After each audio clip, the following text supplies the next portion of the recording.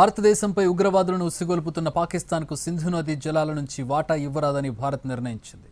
పహల్గాం ఉగ్రదాడి నేపథ్యంలో సింధు నది జలాల ఒప్పందాన్ని పక్కన పెడుతూ భారత్ నిర్ణయం తీసుకుంది. ఆ నిర్ణయాన్ని అమలు చేయడంపై కేంద్ర జలశక్తి శాఖ మంత్రి సిఆర్ పాటిల్ ఆ శాఖలోని కీలక అధికారులతో సమావేశం నిర్వహించారు.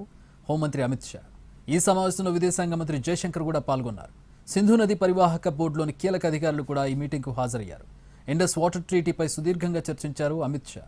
సింధు నది జలాల ఒప్పందం నుంచి భారతదేశం తప్పుకుంటున్నట్టు, అందుకు గల కారణాలను వివరిస్తూ ప్రపంచ బ్యాంకుకు లేఖ రాయాలని సమావేశంలో నిర్ణయించారు. టిబెట్లో పుట్టిన సింధు నది భారత్ పాక్ మీదుగా 3180 కిలోమీటర్లు ప్రయాణించి అరేబియా సముద్రంలో కలుస్తుంది. దేశ విభజన తర్వాత సింధు జలాల నిర్వహణపై భారత్ పాక్ మధ్య ప్రాజెక్టులు కట్టడం, నీటిని వాడుకోవడం లాంటి విషయాల్లో వివాదాలు వచ్చాయి. 1960లో వరల్డ్ బ్యాంక్ మధ్యవర్తిత్వంతో అప్పటి ప్రధాని జవహర్లాల్ నెహ్రూ, పాకిస్తాన్ ప్రెసిడెంట్ జనరల్ అయూబ్ ఖాన్ సింధు జలాల ఒప్పందంపై సంతకాలు చేశారు.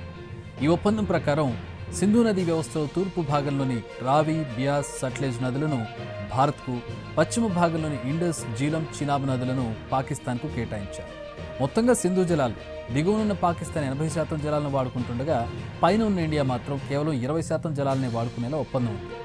అంతేకాకుండా పశ్చిమ నదుల్లో ఇండియా హైడ్రో పవర్కు, తాగునీటికి అది కూడా పరిమితంగానే నీటిని వాడుకోవాలని, పాకిస్తాన్కు నీటిని అడ్డుకోవడం లేదా వరదలను సృష్టించడం వంటివి చేయరాదని ఒప్పందంలో పేర్కొన్నారు.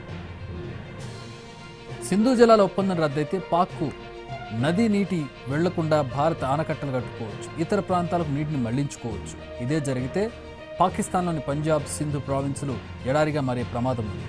పాకిస్తాన్లోని వ్యవసాయ భూముల్లో 80% సింధు జలాల మీద ఆధారపడి పండిస్తున్నారు. ప్రధానంగా పంజాబ్, సింధు ప్రావిన్సుల్లో వ్యవసాయ రంగానికి సింధు నదీ జలాల నుంచే 93% సాగునీళ్లు అందుతున్నాయి. పాక్ గ్రామీణ జనాభాలో దాదాపు 61% మంది, అంటే దాదాపు 23.7 కోట్ల మంది ఇండస్ బేసిన్లోనే ఉంటున్నారు. కరాచీ, లాహోర్, ముల్తాన్ లాంటి మెయిన్ సిటీస్కి సింధు నది నుంచే తాగునీరు సరఫరా అవుతుంది. గోధుమలు, వడ్లు, చెరుకు, పత్తి వంటి పంటల ద్వారా ఇండస్ బేసిన్ ప్రాంతం నుంచే పాకిస్తాన్ జీడీపీకి 25% వాటా సమకూరుతోంది. అందుకే ఇండస్, జీలం, చీనాబ్ నదుల నుంచి నీటి ప్రవాహాలు తగ్గిపోతే పాక్లోని ఇండస్ బేసిన్ అంతా తీవ్రమైన నీటి కరువు ఏర్పడుతుంది. వ్యవసాయం సంక్షోభంలో పడుతుంది. కోట్లాది మందికి ఆహార భద్రత కరువు అవుతుంది. చాలా నగరాలకు, సిటీలకు నీటి సరఫరా నిలిచిపోయి గందరగోళం తలెత్తుతుంది. ఇళ్లకు, ఇండస్ట్రీలకు కరెంట్ సప్లైకి ఇబ్బందులు వస్తాయి. ఉపాధి పోతుంది. నిరుద్యోగం, ధరలు విపరీతంగా పెరుగుతాయి. దీర్ఘకాల నీటి ప్రవాహాలను అడ్డుకుంటే పంజాబ్, సింధు ప్రావిన్సులు కాలక్రమంలో ఎడారులుగా మారతాయంటున్నారు విశ్లేషకులు.